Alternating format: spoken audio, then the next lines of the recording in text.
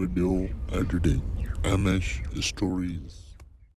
एक वक्त का किस्सा है। टिब्बा सुल्तानपुर गांव में एक छोटी सी फैमिली रहती थी, जिसमें मीठा, बिट्टू और उन दोनों की बीवियां थीं। उनका बाप एक बहुत शरीफ इंसान था और गांव में एक छोटी सी परचून की दुकान चलाता था। कभी कभी बिट्टू भी अपने बाप की मदद करने दुकान पर आ जाता था, ताकि उसके बाप पर काम का ज्यादा बोझ ना पड़े। लेकिन बिट्टू का बड़ा भाई मीठा हमेशा किसी न किसी दांव में होता था। लो जी, अब आएगा मजा। अब्बा चला गया है, यही मौका है हाथ साफ करने का। मीठा दुकान पर आता है। मीठे भाई, आप यहाँ क्या करने आए हो? क्यों, ये दुकान तेरी है जो मुझसे पूछ रहा है कि मैं यहाँ क्या करने आया हूँ? ये मत भूल के ये दुकान अब्बा हुजूर की है और इस पर मेरा भी उतना हक है जितना तेरा है। अरे मीठे भाई, मैं तो ऐसे ही पूछ रहा था, आप तो गुस्सा ही कर गए। अच्छा, ज्यादा बातें न बना, अंदर आकर बैठने दे। फिर मीठा दुकान के अंदर आकर बैठ जाता है और बिट्टू ग्राहकों में लग जाता है। मीठा मौका देखकर दराज में से काफी सारे पैसे निकाल लेता है। मीठे भाई, आप आ ही गए हो तो मैं जरा घर का चक्कर लगा कर आता हूँ, आप दुकान को संभाल लो। नहीं, कोई जरूरत नहीं है। एक तो तुझसे मेरा सुकून से बैठना ही बर्दाश्त नहीं होता। मैं जा रहा हूँ, तू कोई मुझ पर इल्जाम ही न लगा दे। भलाई का तो भाई जमाना ही नहीं है।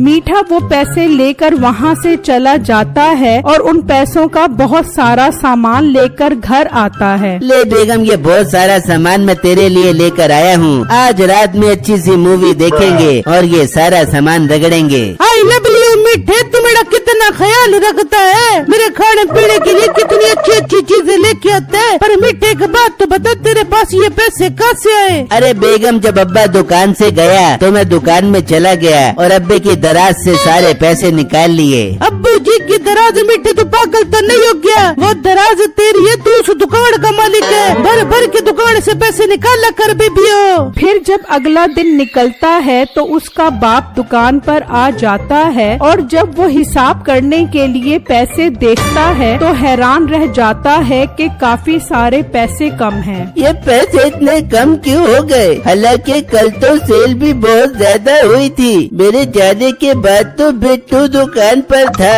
इसका मतलब बिट्टू ने पैसे चुराए हैं। वो गुस्से में दुकान से निकलता है और घर आ जाता है। बिट्टू, दराज में बहुत सारे पैसे कम हैं, मुझे जल्दी बताओ पैसे कहाँ हैं? अब्बू जान, ये आप क्या बात कर रहे हो? मुझे पैसों का नहीं पता, बल्कि कल जितनी सेल हुई थी मैंने सारे पैसे दराज में रख दिए थे। झूठ मत बोल बिट्टू, तू ही कल दुकान पर था, मुझे सारे पैसे वापस कर। अब्बू जान, मेरा यकीन करो, मैंने पैसे चोरी नहीं किए। आप मीठे भाई से ही पूछ लो। क्या मीठे भाई से पूछ ले? अब तू अपनी चोरी का इल्जाम मुझ पर लगाएगा? अब्बू जान, मैं आपको अच्छा भला कहता था इसे दुकान में मत घुसने दो, ये कोई गुल खिलाएगा, मगर आपने मेरी एक बात नहीं मानी। अब देख लिया आपने अंजाम। मीठे, तू बिल्कुल ठीक कहता था। बिट्टू, आज से तेरा दुकान पर जाना बिल्कुल बंद। तू आज से गाय का गोबर उठाएगा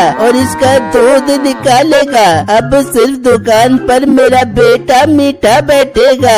फिर अगले दिन से बिट्टू उस गाय का गोबर उठाने लग जाता है और उसका दूध निकालने लग जाता है। बिट्टू, जरा जल्दी हाथ चला, इतनी सुस्ती दिखाने की जरूरत नहीं है। तेरी भाभी ने दूध की लस्सी बनानी है। जी मीठे भाई, पहले मैं आपको दूध निकाल कर दूंगा, फिर मैं अपने लिए दूध निकालूंगा। बिट्टू, आज सारा दूध मुझे निकाल कर दो। आज मेरी सासू माँ घर पर आ रही हैं, वो दूध बहुत शौक से पीती हैं। पर मीठे भाई, आपको पता है मुझे दूध कितना पसंद है। ऐसा न करें, आधा दूध आप ले और आधा दूध मुझे दे दे। ओ पसंद के बच्चे, ज्यादा मिश्रा न बन, जैसा कहा है वैसा कर। शाबाश, सारा दूध निकाल कर दे। मीठा उससे वो सारा दूध ले जाता है और बिट्टू उसे देखता ही रह जाता है। इस तरह मीठा रोज कोई न कोई बहाना बनाकर उससे सारा दूध ले जाता है और बिट्टू बेचारे को दूध ही नहीं मिलता। ये क्या बिट्टू आप आज भी दूध नहीं लेकर आए। बेगम मैं क्या करूं, मीठा भाई रोज नया बहाना बना बना कर दूध ले जाता है, मुझे कुछ समझ नहीं आ रहा मैं क्या करूं। बिट्टू आप अपने अब्बू से बात करो,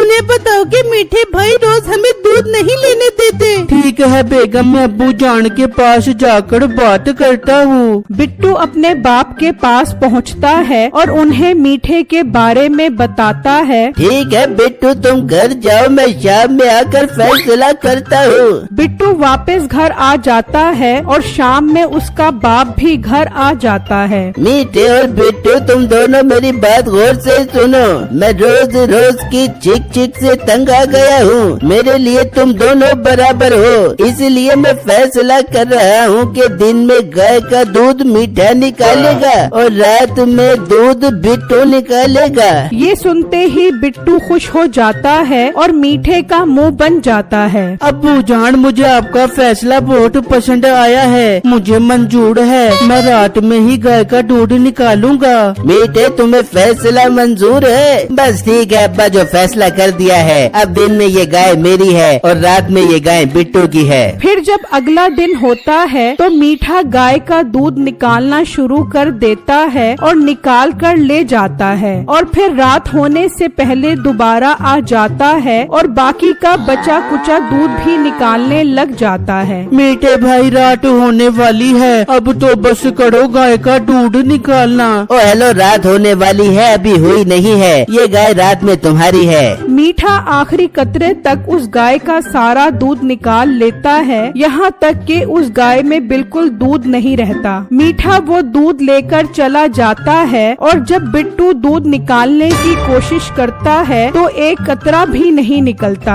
यहाँ तक कि सुबह हो जाती है। ओए मोटे चल उठ, दिन निकल आया है, अब ये गाय मेरी है। पर मीठे भाई आपने दिन में सारा दूध निकाल लिया है, मेरे हिस्से में तो एक कतरा भी नहीं आया। तो इसमें मेरा क्या कसूर है, दिन में ये गाय मेरी है, मैं जो मर्जी करूँ। फिर मीठा रोज इस तरह ही करता है, वो दिन में गाय का सारा दूध निकाल लेता और बिट्टू के हिस्से में बिल्कुल भी दूध न आता। अब बिट्टू बहुत तंग आ चुका होता है। बेगम मीठे भाई ने रोज का तमाशा बना लिया है, वो रोज दिन में भर भर के दूध निकाल लेते हैं और फिर रात में मेरे लिए बिल्कुल भी दूध नहीं बचता। बिट्टू दफा करो, हम ये घर ही छोड़कर चले जाते हैं, क्या फायदा इसी जिंदगी का। नहीं बेगम, मैं हार नहीं मानने वाला, ये अगर सीधी उंगली से ना निकले तो उंगली टेढ़ी करनी पड़ती है, ये ऐसे बाज नहीं आएगा। अब मुझे इसकी असलियत सबके सामने लानी होगी। फिर जब अगला दिन होता है तो मीठा अपनी दुकान पर चला जाता है और अपने बाप को कहता है कि आप घर जाओ, मैं दुकान संभाल लेता हूँ। उसका बाप घर चला जाता है और मीठा दुकान में आकर वहाँ से काफी सारे पैसे निकाल लेता है और जब बिट्टू का बाप घर आता है तो बिट्टू उसे रोककर सारी बातें बताता है। झूठ मत बोलो,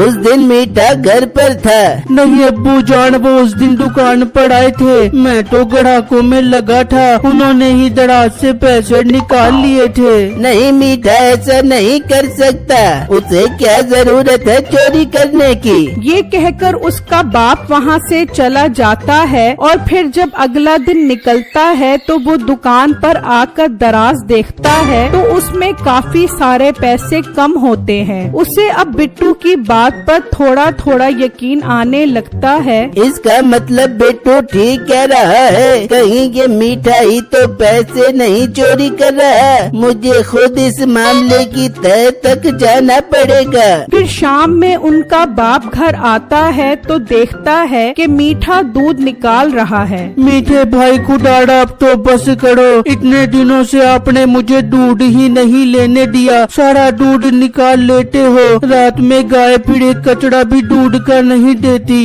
तो मोटे मैं क्या करूं, तूने सुना नहीं था अब्बू जान ने क्या कहा था कि ये गाय दिन में मेरी है, मैं इसको काटूं मारूं या इसका सारा दूध निकालूं, मेरी मर्जी। फिर मीठा सारा दूध निकाल कर चला जाता है और बिट्टू दूध निकालने की कोशिश करने लग जाता है, लेकिन दूध ही नहीं निकलता। बेटा ना दूध निकाल, दूध नहीं निकलेगा। हाँ अब्बू जान, मीठा भाई सारा दूध निकाल गए हैं, मैंने तो बहुत दिनों से दूध भी नहीं पिया, वो उसके थानों में दूध ही नहीं छोड़ते। बेटा मुझे सब पता लग गया है, तू परेशान ना हो, मैं बस कल उसे रंगे हाथों पकड़ना चाहता हूँ। फिर अगले दिन बिट्टू और उसका बाप छुपकर मीठे को देखते हैं। वो दराज में से बहुत सारे पैसे निकाल लेता है। फिर उसका बाप दुकान पर आता है तो मीठा उसे देखकर डर जाता है। हाय मर गया अब्बा, कहाँ से आ गया?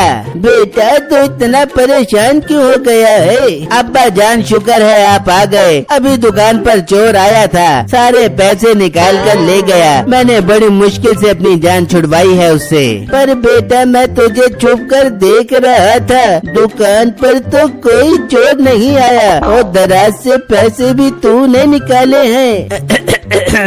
वो अब्बा थोड़े पैसों की जरूरत थी, इसीलिए मैंने पैसे निकाले थे। इसका मतलब तू ही पैसे चोरी करता है और मैं बिट्टू पर शक कर रहा था। तू अब मेरा बेटा नहीं है, तू और तेरी बीवी अब मुझे घर पर नजर न आना। अब जान ऐसा मत करो, मैं आज के बाद ऐसा नहीं करूँगा। तू अब घर पर रहेगा तो ही ऐसा नहीं करेगा ना। अपना सामान उठाओ और निकल जाओ मेरे घर से। वो नसीबों और मीठे को घर से निकाल देता है और उसका बाप वो गाय बिट्टू को दे देता है।